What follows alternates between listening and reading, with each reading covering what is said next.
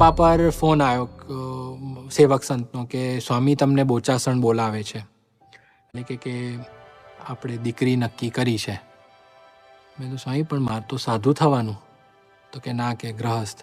દર વખતે એટલા પ્રેમથી, એટલા શાંતિથી એ જ જવાબ કે આ જ કરજે, આમાં તું બીજો વિચાર ના કરીશ. મેં 3 થી 4 વાર પૂછ્યું હશે.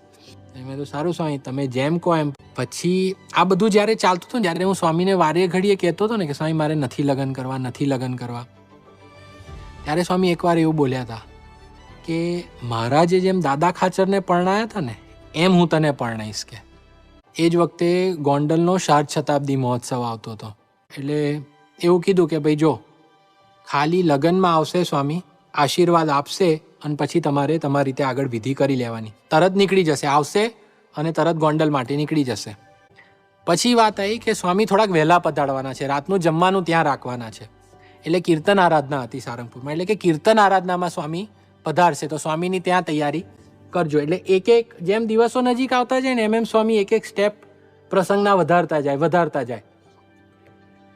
પછી લગ્નનો દિવસ જાન નીકળી. સ્વામીએ કીધું તો દાદા ખાચરને જેમ પરણાયા હતા મહારાજ એમ મારે તને પરણાવવાનો.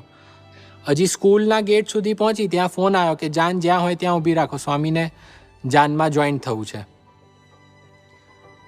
એટલે તો પછી અમે ત્યાં મેઇન ગેટે જ રાહ જોઈ. સ્વામીની ગોલ્ફ કાર ત્યાં આવી ગઈ.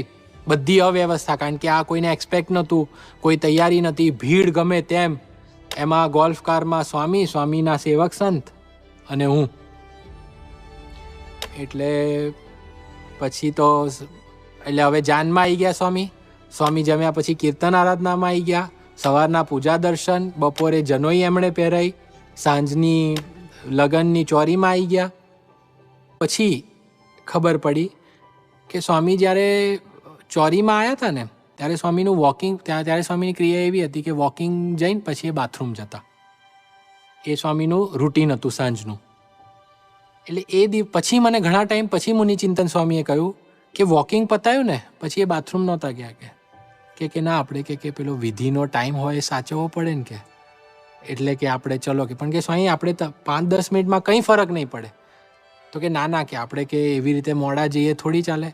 સ્વામી આયા, એ ત્યાં બેસી રહ્યા, મને આખો જોયો ઉપરથી નીચે સુધી કે કેવો દેખાઉં છું. આખી વિધિ કરીને પછી રાતે જમીને એ આયા, એમણે એમની ફરજ નિભાઈ અને એ નીકળી ગયા. એટલે એ પોતાનો જે પ્રસંગ હતો એ સાઈડમાં કરીને આવું ખાલી એક પ્રોમિસ આપવા માટે બધું ફેરવવું, એ એટલું ટચ થઈ ગયું ને કે એનો આ આભાર કઈ રીતે માનવો એ નથી ખબર.